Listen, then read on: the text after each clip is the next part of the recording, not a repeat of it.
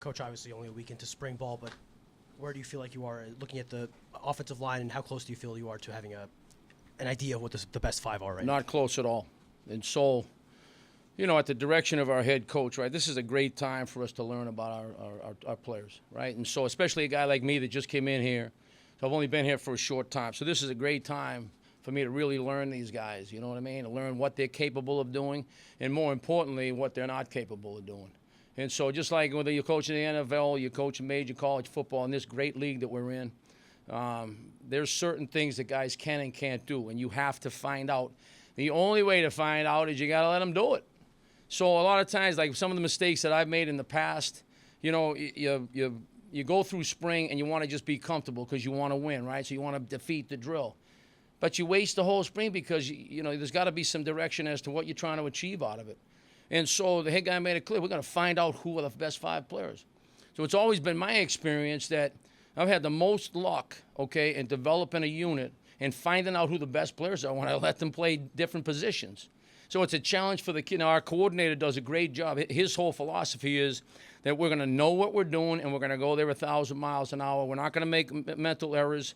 We're going to go there 1,000 miles an hour, and we're going to block people.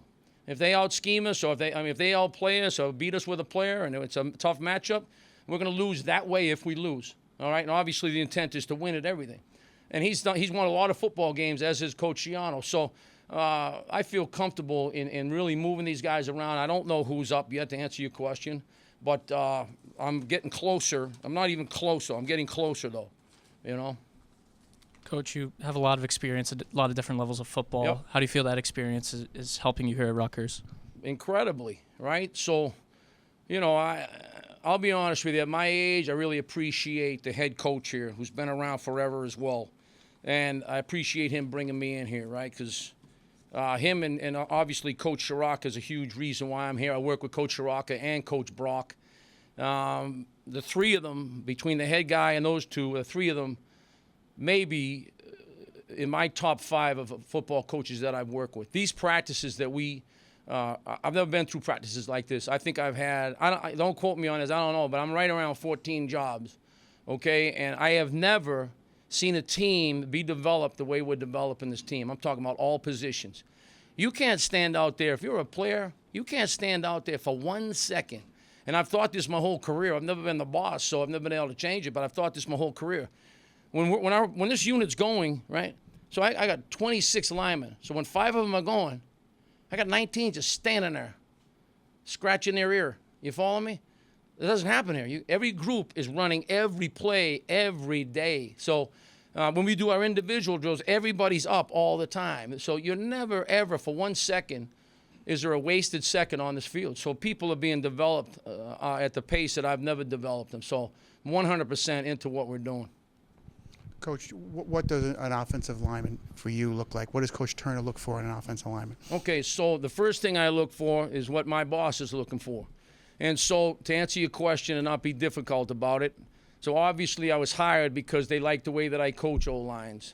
And so what I'm looking for, to answer your question, is you got to have talent, number one. Okay, if they don't have the talent, they're not going to be able to do the things, And I use this as an example, all right? I like basketball a lot, okay? I would love to be able to dunk a basketball. You can coach me 24/7, and I can work harder than anybody in the world, and it's not going to happen because I can't do it. And that's the thing about this level right here. So, you got to find the guys that can play. And once you got the guys that can play, if you do a great job with that, once you get them in the building, now you got to find a way to let them go, right? So now you got that guy. He's a talented guy, and he's also an animal. He's tough as nails. Once you have those two combinations, right, and you send him in the right direction, and you let him go. So I was a lieutenant in the Marine Corps. I was an infantry officer in the Marine Corps.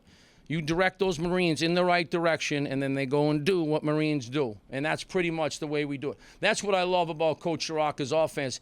It's so simple.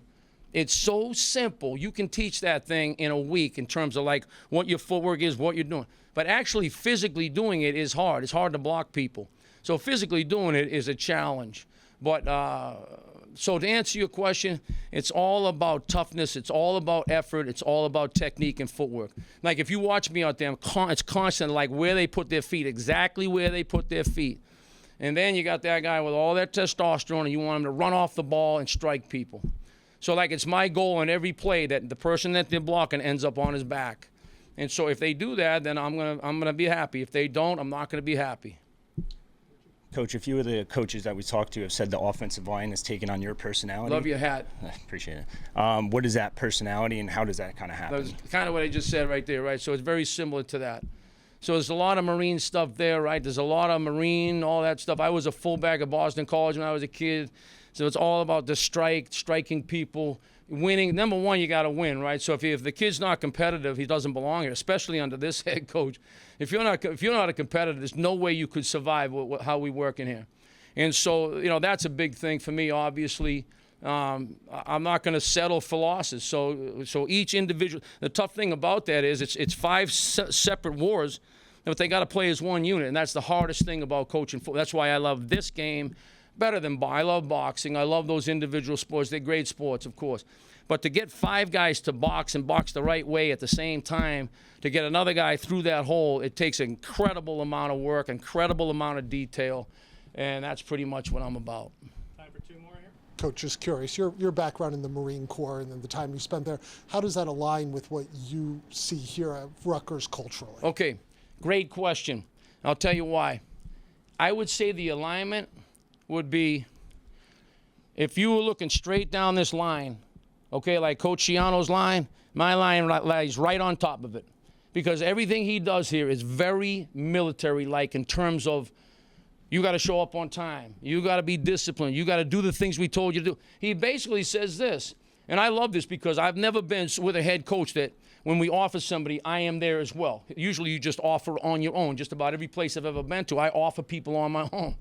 Well, he wants you to be right there with him, and we're looking right at the kid. He explains the program, and he says, we're going to challenge you. So all these coaches, I've been a bazillion different teams. Everybody says it, but it's a bunch of it. You follow me? They don't follow through with it. And so with him, you're going to become a better player. You're going to become a better man. Okay, so all the time, what's he talking about? He's talking about family all the time. He's talking about CHOP all the time. So he's making you do all those things that he said he was going to develop when he talked to your parents and when you guys said, listen, we want you, we want to play there, we want to come, we want the challenge. So he tells them exactly what the challenge is going to be, and then when they come in the building, he makes them do it. So it's very much entwined in me in terms of my military experience. It matches right up with it. Jim, you've dealt with some controversy on your couple of your stops previously. Yes, I have.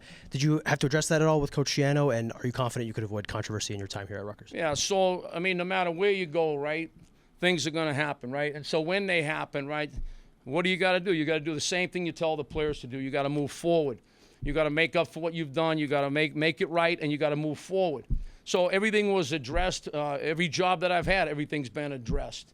Whether I'm right or wrong, that's your opinion, okay? And I have my own opinion on that, which really isn't a place for it right now. But the bottom line is it's always been addressed, you know, and obviously he agrees. He knows who I am as a man, and he sees fit that I'm going to help him win football games, so that's why I'm here. Thanks, Coach.